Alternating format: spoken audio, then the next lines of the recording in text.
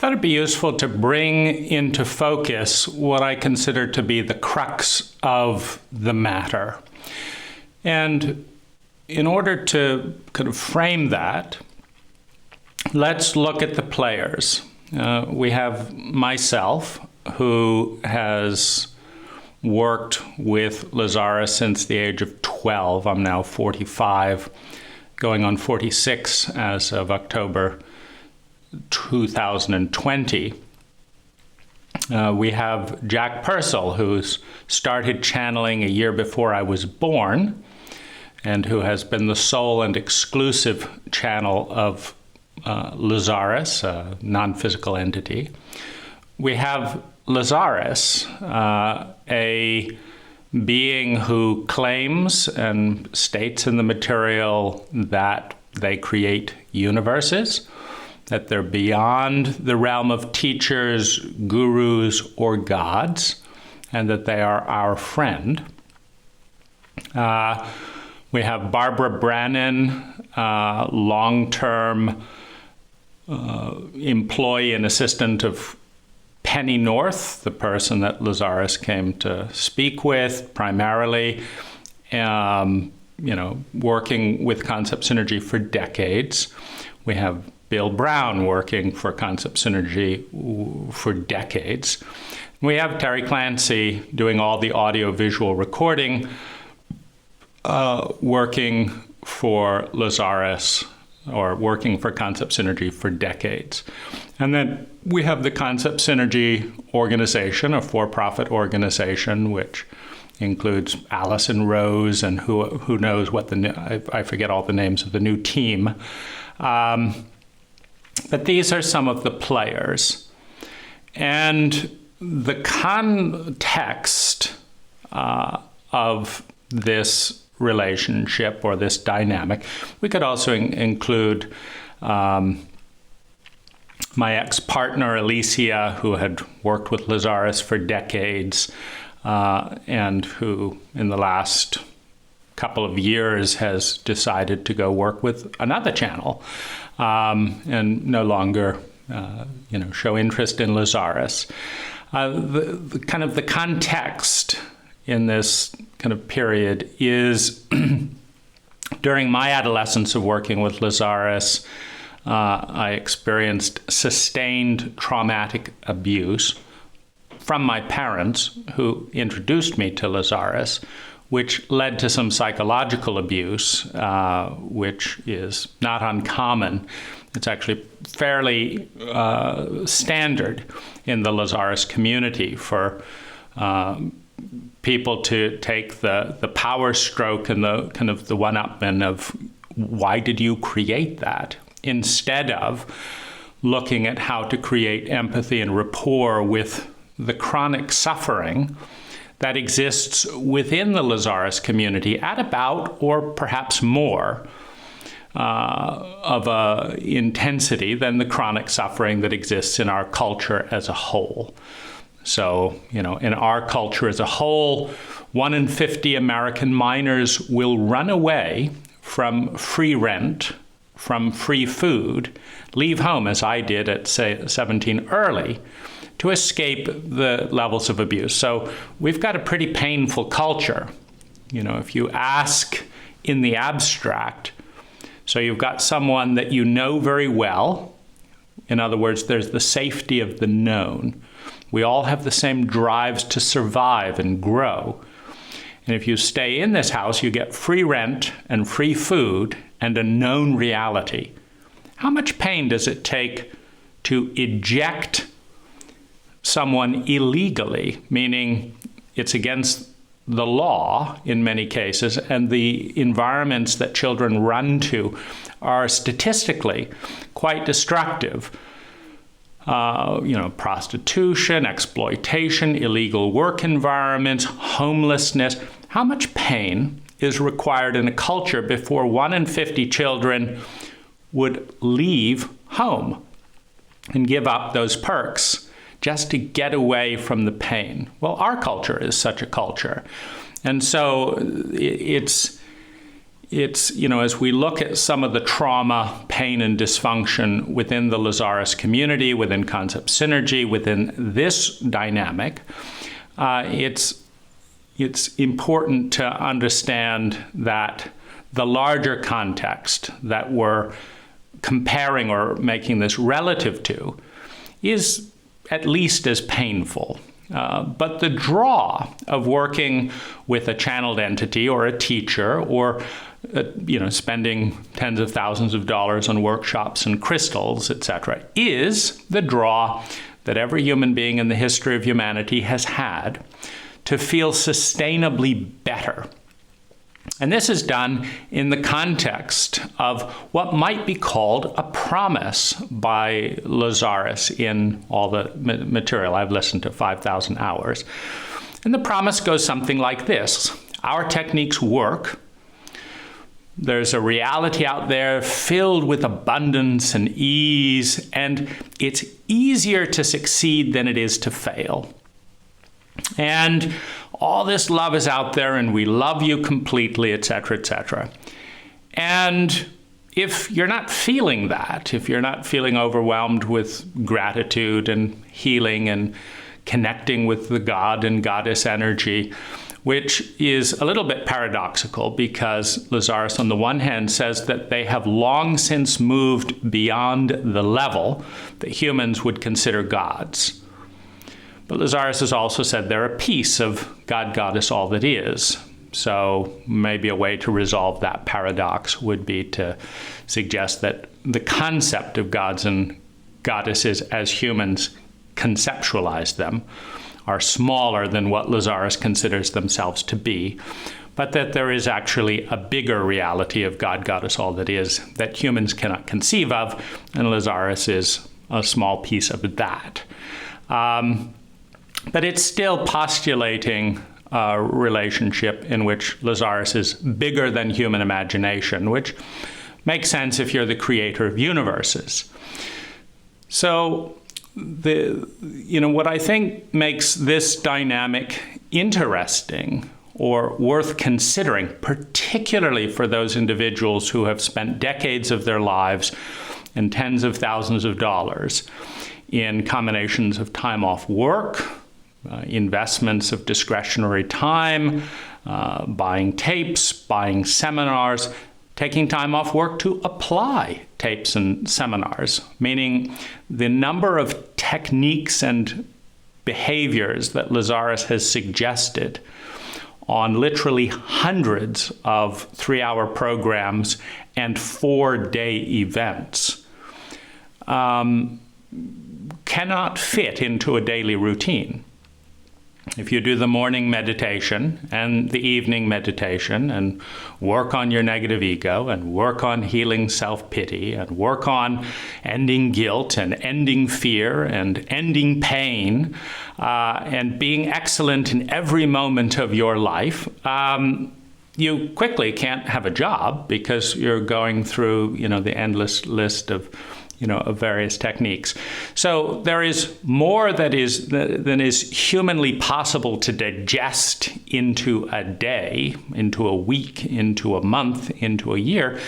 And of course, the belief that makes that investment intelligent is the belief based on Lazaris' statements that their techniques work, that there is a reality out there where it's far easier to succeed than it is to fail. That if you just do these things, then this reality can be yours. Now, there's a fee in time, and there's a fee to pay concept synergy, and there's an adjustment to belief, but all that, of course, is easily worth paying for.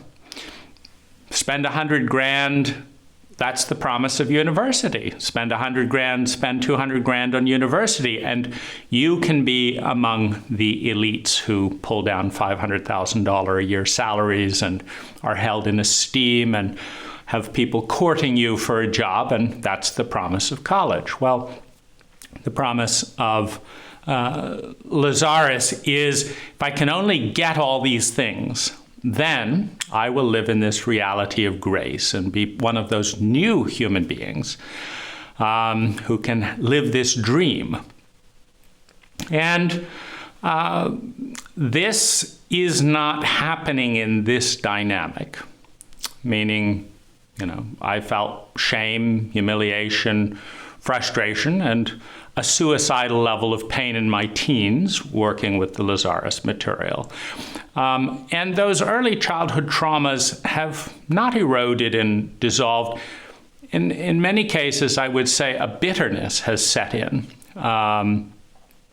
Because when you've done 150,000 in therapy, when you've done 5,000 hours of Lazaris, when you've bought 100,000 in crystals, when you've changed your diet, and I wake up in fear and in terror, feeling 5 years old, feeling afraid of being hit, and projecting that out onto the world. And that's my emotional life.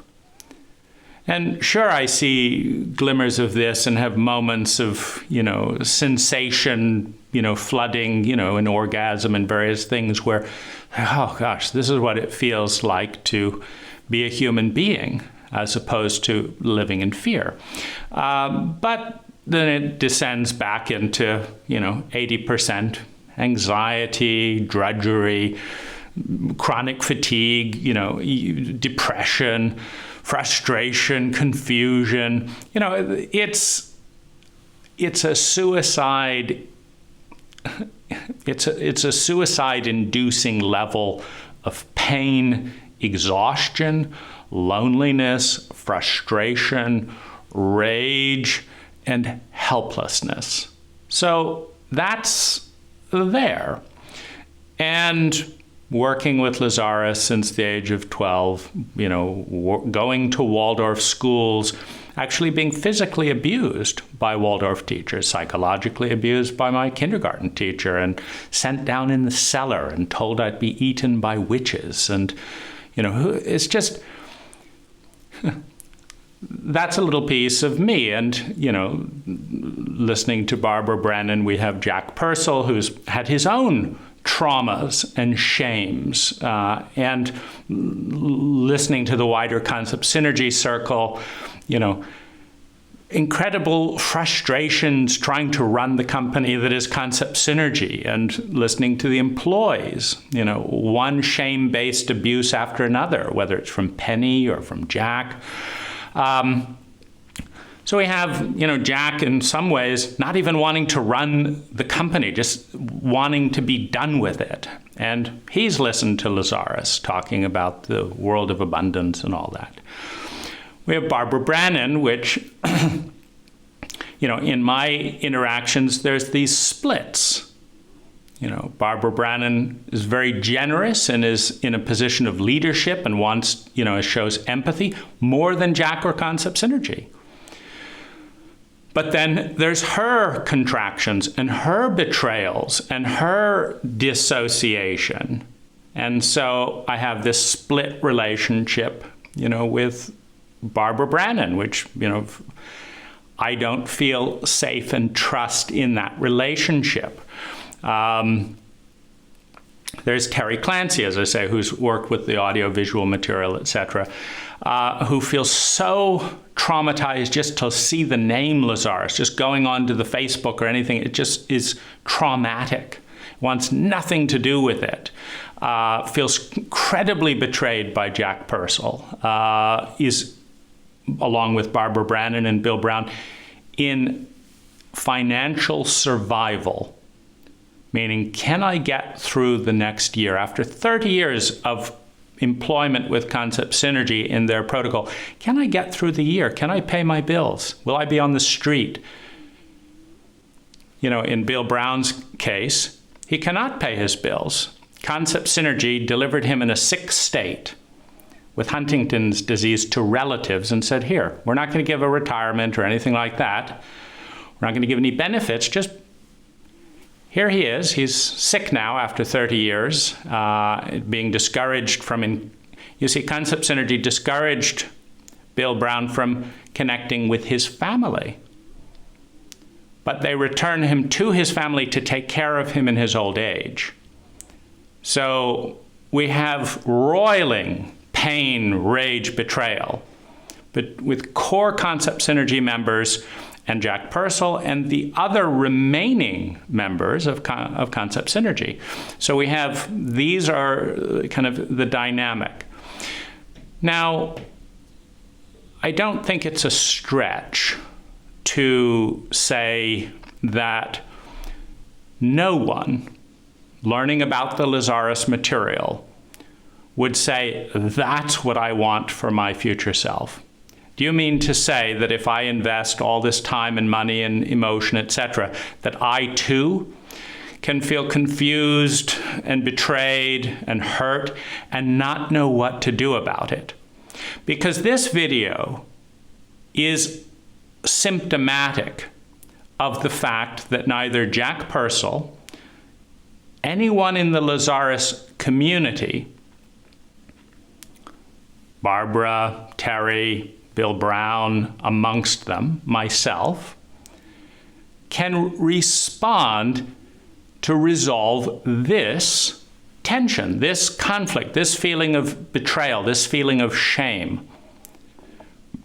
Now, it's also saying Lazaris is unable, unwilling to be responsible, show the ability and willingness to respond, to resolve this either. Now, if you believe Lazaris is the creator of universes and above God, and Lazaris can't deal with basic human relationship conflict, what you're believing in is the doom of humanity. Because if God and beyond doesn't know what they're doing, your parents don't know what they're doing, your government, your cult doesn't know what they're doing, and you don't know what you're doing, you're fucked. It's that simple. So it's a traumatic acknowledgement to recognize here in this moment, at this point in time, that this video is a symptom that none of these consciousness individuals and none of the Lazaris techniques are adequate to change this dynamic. The dynamic of repeatedly being stonewalled with concept synergy, the Lazaris community. Jach will not even open an email from me. He never did. I got a letter saying he had no time for intimate friendship. So as the company owner, he wouldn't open a client email. Stonewalling, lack of leadership, lack of excellence, lack of responsibility, the ability and willingness to respond. How can you respond to an email you won't open? You can't.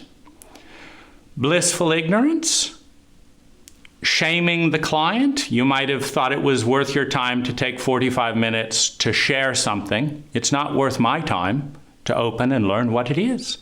So this is the situation we're in, and it's an important crux for anyone who's interested in this field, interested in channeling. Lazaris claims to be one of the best, if not the best. You know, Seth is often considered an incredibly impeccable channel.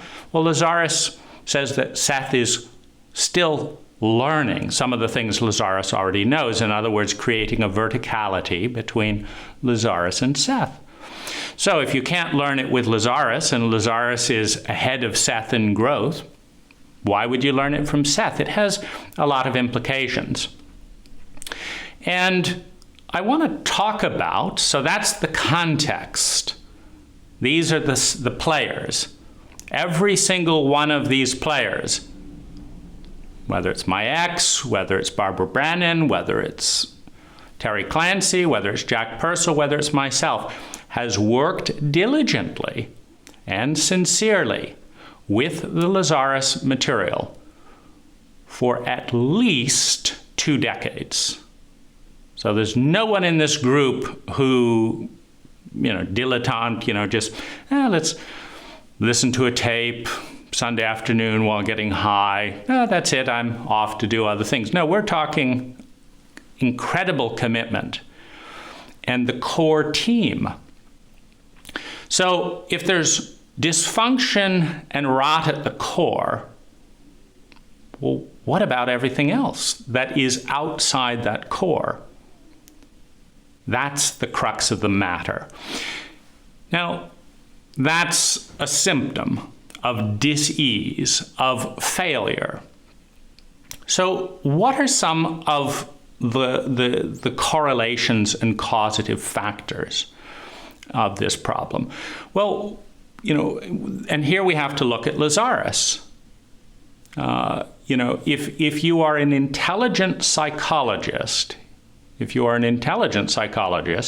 and have outside funding, meaning in a family dynamic, it is always the parents who pay the bill of the psychologist. And so the first and foremost job of the psychologist is to make the parent willing to pay the bill. Otherwise, there's no relationship. And so a good psychologist will typically elucidate the problems in the children. My parents took me to a psychologist at a young age. I had nightmares. I had repeated traumatic symptoms. I had learning disabilities. I had hyperactivity. I had behavior problems. I couldn't calm down. And a good psychologist will turn all of this into Latin. That's English, which we all speak. So much of the DSM manual, the Manual of Mental Emotional Disease that is referenced, is to take these things that we experience and to turn them into Latin. Oh, you have alexithymia. You have this. What does that mean?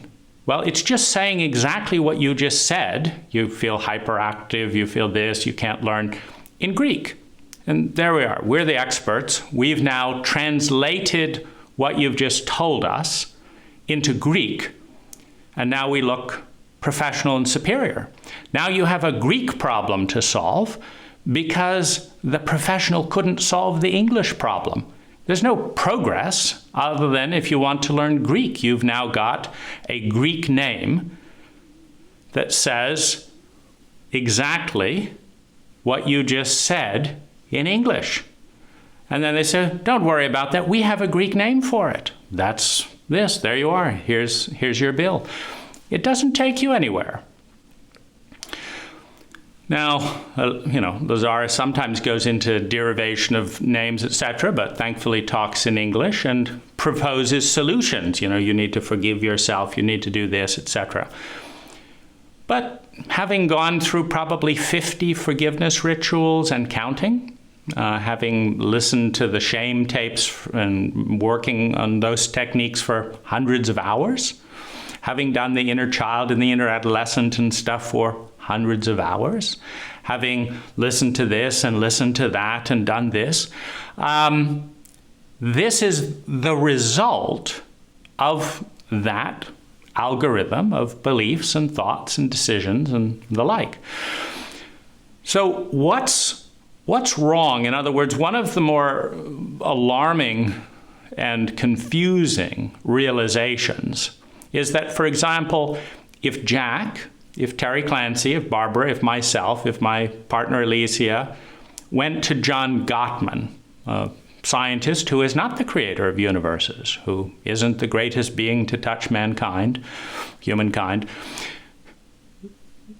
they actually have good predictive abilities and they can tell you 98% of the time whether you will get a divorce or not in a marriage. They can point to body language, etc. And they can suggest recipes for transforming that. And so it's puzzling when human beings do a lot better job than Lazaris and those around Lazaris who are relying on Lazaris. So what are some of those differences in protocol? Well, a lot of what I referenced, if put into effective terminology, references trauma, complex PTSD, and PTSD, post-traumatic growth, post-traumatic recovery. We're in that domain where, for example, the works of Bessel van der Kolk on the body keeps the score, provides a tremendous level of insight into our very shaky level of preventing and responding to trauma in our culture, and the catastrophic cost, mentally, emotionally, sexually, and physically, of being in a very young state around trauma and recovery. But one of the things that's clear is that trauma is a somatic experience. It's in the body. And every single one of Lazaris's workshops involves sitting silently in your chair. There's no emoting, there's no group dialogue, there's no making lots of sounds, there's no moving around the room, there's no going into a fetal position. So Lazaris, as a disembodied entity, is dealing with the things that they're talking about on a verbal and largely analytical level, with silent people sitting isolated in chairs to such a dissociated degree that it's very common to find someone asleep in a Lazaris event. They're just sitting there for 7 hours listening to Lazaris, not engaging and moving. Now, Jach Pursel has gone to what's called the Inner Journey seminars, which is a much more cathartic and engaging talk in small groups, work with ritual, with a sword.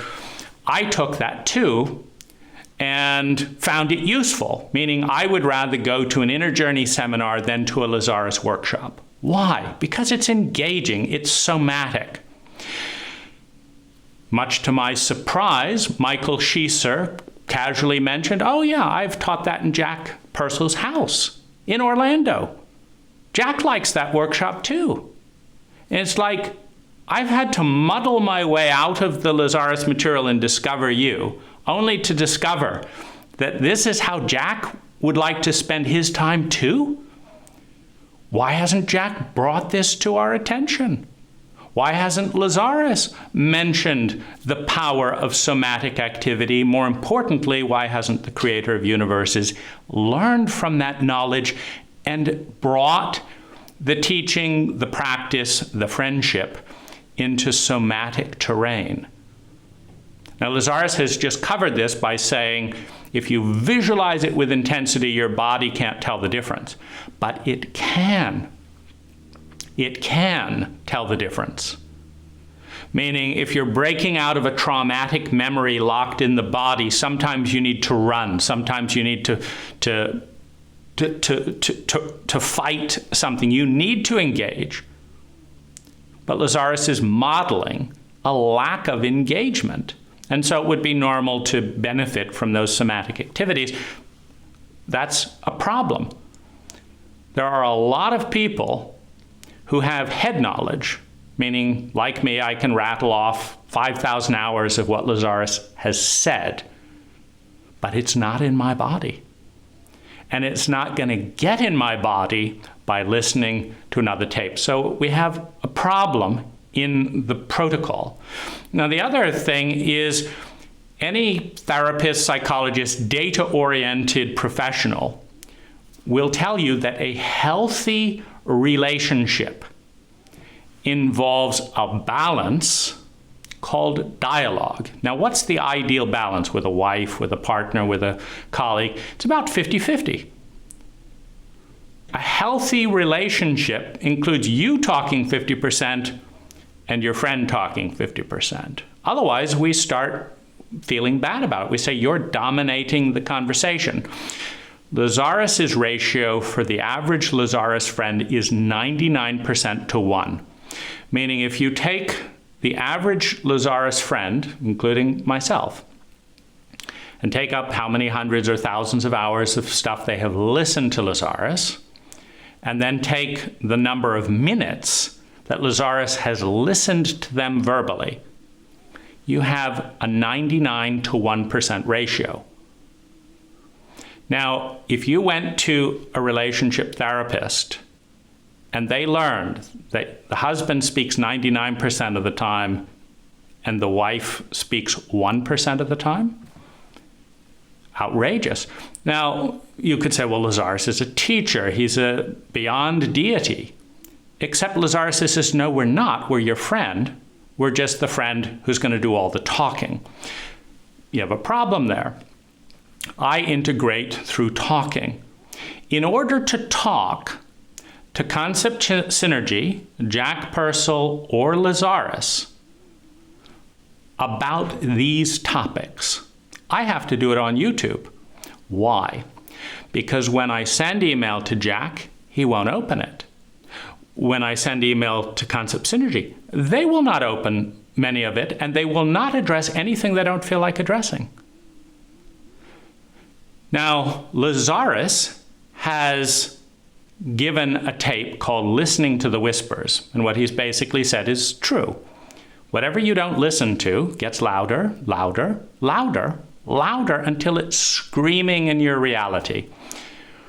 Well, I've learned through Terry Clancy and Barbara Brannon that Concept Synergy is paranoid. If you look at their users agreement and all the secrecy and trademark and all that, you can see it's all geared to one basic thing. You cannot freely talk your mind outside of our forum. You cannot say anything bad about Lazaris or us, or we'll cut you off. It's paranoid fear. Well, if you won't listen when someone talks to you, what other choice do they have but to talk to everyone else? So this is a response to two things. One, I cannot be heard directly, but the paranoia and fear, what is being said in public, will get this heard. Meaning if I want to make sure that Jach Pursel understands what's going on, a video on YouTube to the public is more effective than a private email to Jach. In other words, Jach doesn't respond to Lazaris's protocol of listening to whispers. Otherwise, there'd be no video here. He responds, not helpfully, he responds with more fear and control. Let's get this in the user agreement. Let's get attorneys here and here, because I don't know how to deal with this. Meaning 45 years of channeling Lazaris has not taught me how to have a direct public conversation about these concerns. Well, why would it? He's maybe listened to Lazaris for 5,000 hours too, but Lazaris doesn't do practice groups. Lazaris doesn't say, get into groups of 5. Practice you saying everything you want to be heard that no one's hearing, and you practice listening and getting it to a point where you feel heard, and then switch places. That's called somatizing. That's called experiential learning. Now, Lazaris has talked about experiential learning, but doesn't practice experiential learning. So you have a schizophrenia. We'll talk about this, but we'll do the opposite. We'll talk about the importance of listening and loving and understanding, but we'll listen to you 1% of the time, and we'll ignore every question and issue you bring up that we don't want to deal with. Well, then Concept Synergy models themselves on Lazaris's behavior. Lazaris's behavior controls every relationship by Lazaris determining how long a conversation will last, how much it'll cost in money, what the topics will be, whether you have the right to talk about it elsewhere. I mean, Concept Synergy is busily trademarking the name, so you can't even talk about Lazaris and adhere to their agreement. And then in that conversation, Lazaris will frame it like, if you have questions for us, what are they? And then Lazaris will talk 95% of the time. You ask your question, and Lazaris will go off for 20 minutes on that. Ask another question, another 20 minutes, time's up. Got to go. There's no time for integration, for coming into the body. You can't be face-to-face and in close proximity with Lazaris most of the time, another form of somatizing. It's on the phone, it's, across the room with a microphone, et cetera, et cetera. So you have the antithesis of best practices. If you took the best scientists who have good results, who don't have angry employees feeling betrayed and close to destitution after decades, who have happy, grateful, proud employees, those people follow the exact opposite protocols of what Concept Synergy is modeling their behavior on, which is what Lazaris is doing, not what Lazaris is saying. You see, Lazaris talks about listening to the whispers. I'm still waiting, Lazaris, for a response to any of the questions that I've put forward to, and which are healthy questions for any friendship to entertain. Lazaris doesn't listen to the whispers. Does Lazaris listen to shouts? Who knows? He's off soon. And is that what his friends want, or is that just what Lazaris is going to do? Somewhat unilaterally. Were you consulted about whether you'd like your friend to disappear at the death of Jach Pursel versus Lazaris channel in multiple cases? So you have a problem on the control issue. We also have a problem with impact. Now, Lazaris says that what is measured grows. That if you want to grow something, you've got to measure it. And this is true. But it's another form of dissociation. Why? Lazaris has never measured, verbally or in writing, a single thing that I've said or a single bit of feedback. Lazaris, in no workshop that I've attended or in no audio book that I've listened to, has said, could we have a show of hands? Could we have a show of hands to see how many people would prefer to talk about Lemuria versus why I can't pay my rent? We have a show of hands to see how many people would like to talk about whether to use credit card debt to buy high-priced crystals and stuff versus something else. What would you like to talk about? That I've never been asked, except once. There was a recent book that Lazaris was going to respond to questions in the community. I wrote 20 questions, focusing on the questions I've never heard asked or answered. Not one of them were listened to. Now, Lazaris says there is no time. In other words, we have infinite time, but we don't have time to actually listen to what you want to know. We have infinite time, just not for you. You have a double message there, again and again. You're infinitely valuable. We love you more than you can possibly know. But I would suggest that if your partner is not listening to what you're saying, not providing a space to listen to what you're saying, doing what they want to do, whether you want them to do it or not, and charging you money for that experience, that if their response to what would typically be a dysfunctional, abusive, vertical relationship is, don't worry about any of that. We love you more than you possibly know, more than you can know, and we love you eternally. That this is crazy making, not remediating. Why? Well, shouldn't love that is beyond what is known include what is known? Like if someone said, I've got a color red that is more red than you have ever seen. Look at this red. See this red? It's bigger than that. It includes what you know. Well, if Lazaris doesn't love you as well as you can measure and can know within the time frame that you're born and alive, how can you go beyond that? Meaning, if you don't feel loved in this way, in this way, in this way, in this way, by Lazaris, if love is listening in your eyes and Lazaris won't listen, if love is addressing these questions and Lazaris won't address those questions, if love is not having to pay for friendship, but every time you interact with Lazaris, you have to pay for friendship, if love is feedback, and you're saying, Lazaris, I did this and it's still not working. Could I have some feedback? And then could you show me an example of how that works over here? Could you show me someone in the Lazaris community that's doing that? And what they're doing and how they learned it? No, we're not going to do that either. Well, but we're going to love you more than that, forever. We're not going to love you now in the way that you do know. We're going to love you forever in a way that you do not know.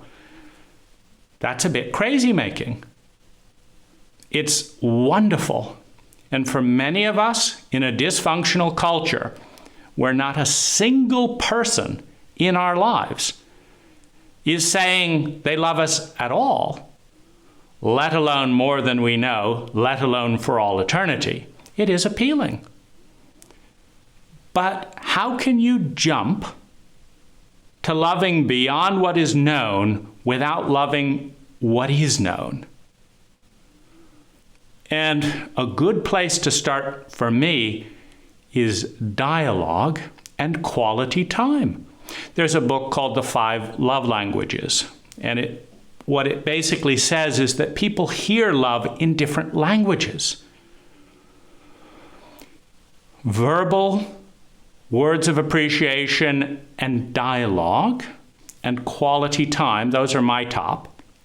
Well, Lazaris certainly does quality time on audio tape. But I don't have quality time to speak to Lazaris and get words in response. My language of love, words and quality time, one-on-one, is in deficit.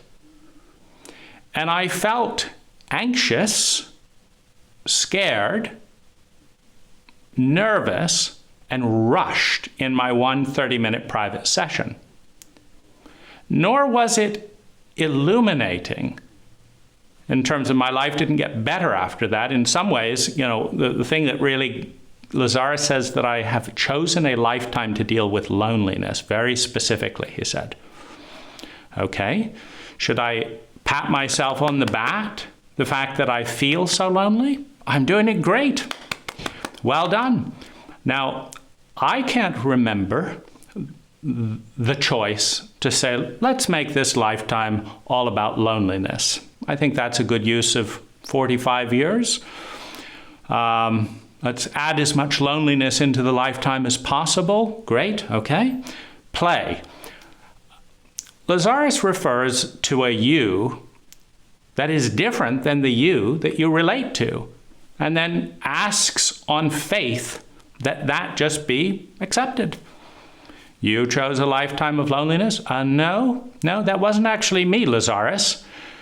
If you're seeing someone else who chose that, and you don't get that there's a difference between me saying I will work hard to be less lonely, while this other me is trying to pile on the loneliness, there's some schizophrenia there. But for you to be useful, Lazaris, you've got to make a distinction between this me that you say you are seeing and this me that's actually talking to you, because I don't have that memory. And no Lazaris friend that I've met has the memory of the them Lazaris talks about. So that's obviously not going to work as well as if you take someone at face value. Do you want a life of loneliness? No. Is loneliness incredibly painful? Yes. Would you like help to be less lonely? I would. Are you willing to put some time and money into that goal? Yes. I've spent hundreds of thousands of dollars specifically on that goal. And then here's some good techniques to work. But what do you do when you discover that according to Lazaris, there's another part of you that is intent on having a lonely life? A little bit confusing. Could we talk about that? Nope, time's up, right?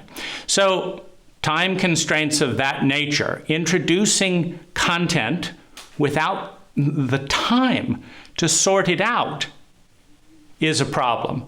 Now, Lazaris apparently could not tell how anxious I was during that call.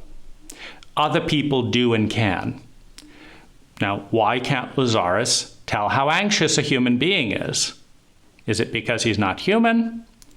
Is it because it's a phone call and the facial expressions are not there? What is it? If Lazaris cannot read someone's emotional state on the phone, it is dysfunctional to conduct all personal sessions on the phone. When Lazaris says that their techniques work and they love us and there is a production of anxiety, confusion, fear, and no understanding, that's shaming. It's saying your actual experience doesn't matter to us and doesn't exist. We're seeing the bigger picture of a you that you can't relate to.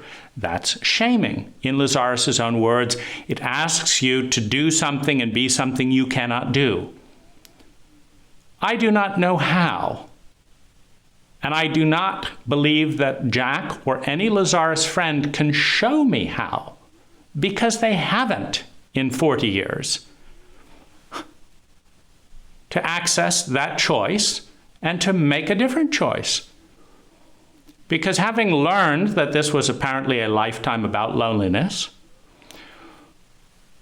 the most useful thing is how to make a different choice. If you're going to listen to Lazaris' tapes talking about the elegance of abundance and it's more fun to be succeed than it is, it's easier to succeed than it is to fail. Well, let's start with that, Lazaris.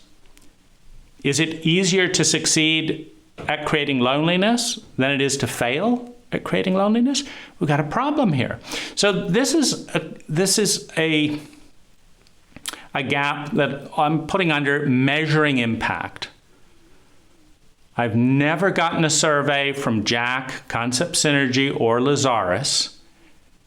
One time, I've spent over $100,000 and vastly more in time off work and time, and I've never gotten a survey. So, reasonably speaking, based on what Lazaris has said, Concept Synergy will not improve their customer satisfaction rankings if they don't measure them, but they're not measuring them. Based on what Lazaris is saying, Lazaris will not be more effective in the friendship without getting feedback and measuring that feedback. And Lazaris is not measuring that. There was no survey after that 30 minutes to say, did you feel better or worse after that 30 minutes? Was it helpful or confusing after that 30 minutes? And there's no statistical gathering of everyone who's had a reading with Lazaris. But if it turns out that even half, let's just say that in the unknown it's 50-50 odds, if half of the people talking to Lazaris have a less constructive experience than talking to a human being, wouldn't the friendliest thing Lazaris could do be to say, go talk to human beings, we don't know what we're doing here and here and here, but other human beings do. Go talk to them for that, we're good at this, we're not good at this. Well, obviously, Lazaris wasn't good at some things that Jach wanted, or he wouldn't have worked with Michael Schieser in the Inner Journey series. That's why I worked with Michael Schieser in the Inner Journey series. But why hide that fact, particularly in an atmosphere in the community that is rather snooty to outside sources? Meaning you talk with the diehard Lazaris fan community about human being statistical research that is in contrast to Lazaris, they're not interested. I'll take it straight from the best, is the typical response that I've heard.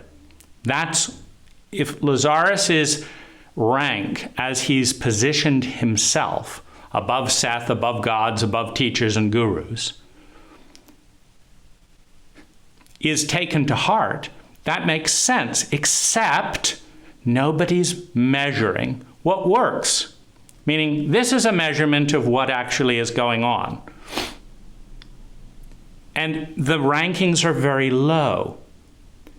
Refusal to engage at all, which is Jach's response to my email, is a low rank.